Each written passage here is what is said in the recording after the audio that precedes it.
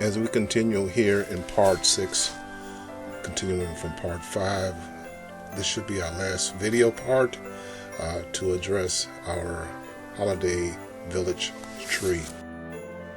We're going to start off here with things that we finished after part 5 and just kind of speed through these views, and they pretty much should be self-explanatory quite naturally. If you have any questions, add your comments below and I will respond to you.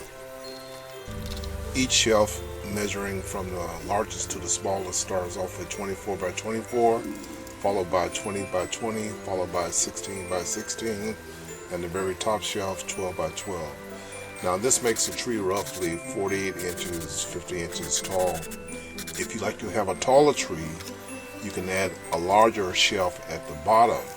So if I'm going in 4-inch increments from 24, 20, 16, 12, the next largest one would be roughly 28 inches. If you want to make it larger, just really repeat what we've done already. I have a larger shelf which will be 28 by 28.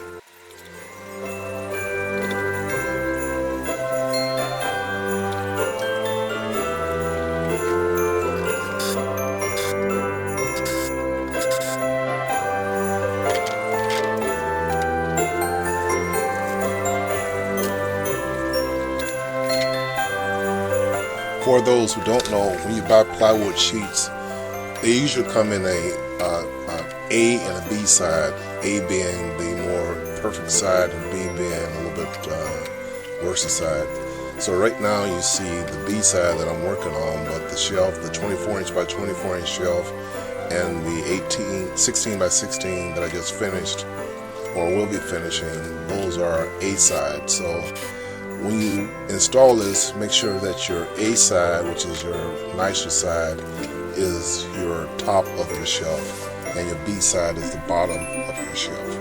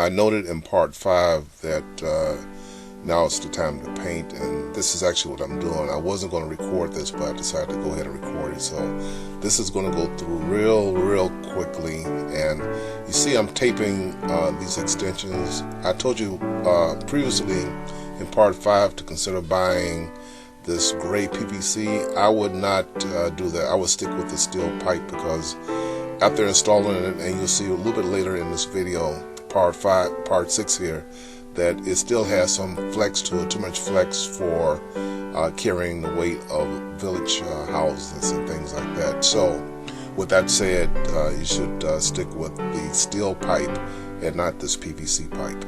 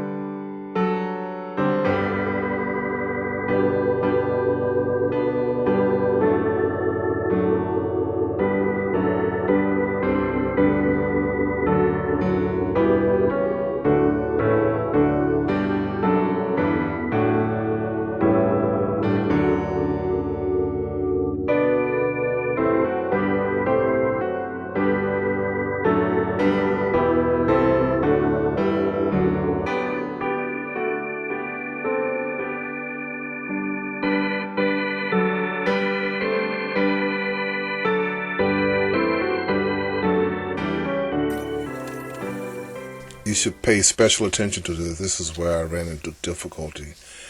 I bought this, I thought it was a reasonable price stand for the fact that it was going to carry a light tree, much lighter than the ones I usually make for my own personal use, or the ones I used from my lab. This stand, when the tree stem goes into the stand base, it doesn't fit properly and it rocks. So I came back in, like I told you earlier, to put some electrical tape around it to firm it up, but deep down in that stand it still moves to the point where it adds unnecessary deflection and makes the tree look terrible. So I backed off of this. I basically reboxed this to send it back to the store, and I ordered the one that I used last year, which I really liked. It cost more. This one here cost $40, and the one that I ordered from Home Depot is $99 or $106 with tax and delivery. I ended up using that more expensive tree stand here for demonstration purposes because when I ordered the one from Home Depot for this one, it's not in stock and it's a back order that won't be available until late November. So if you want to follow me exactly, if you have already bought this, return it and get the one that I'm getting ready to show you. But keep in mind that it's a back order and you won't get delivery until November 22nd or 26th. But I like this more expensive one much better, and you'll see that it stands and supports the shelves much better. With this sitting on my workbench, I ran out of ceiling height, so I didn't put the remaining shelf at the very top just because that was close to my ceiling height. But it gives you the picture of what this looks like, and also what I came back in and did was started to do the decoration, which get an idea of how I'm using the twist ties. But this is something that now we're at the point now where you can actually finish this tree yourself, whether you decide that you want to use a revolving stand or a stationary stand, and next year buy a revolving stand.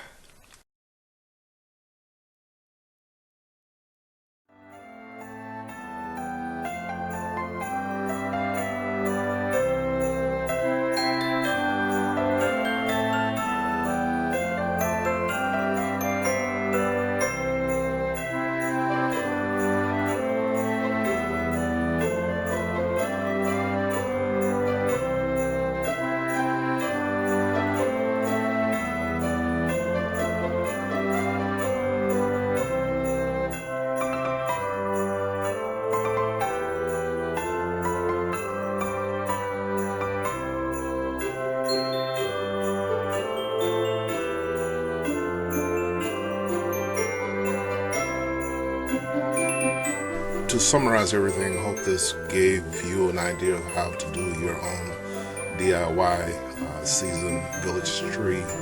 And again, like I said, if you have any questions or comments, leave them down below and I'll respond to them as soon as possible.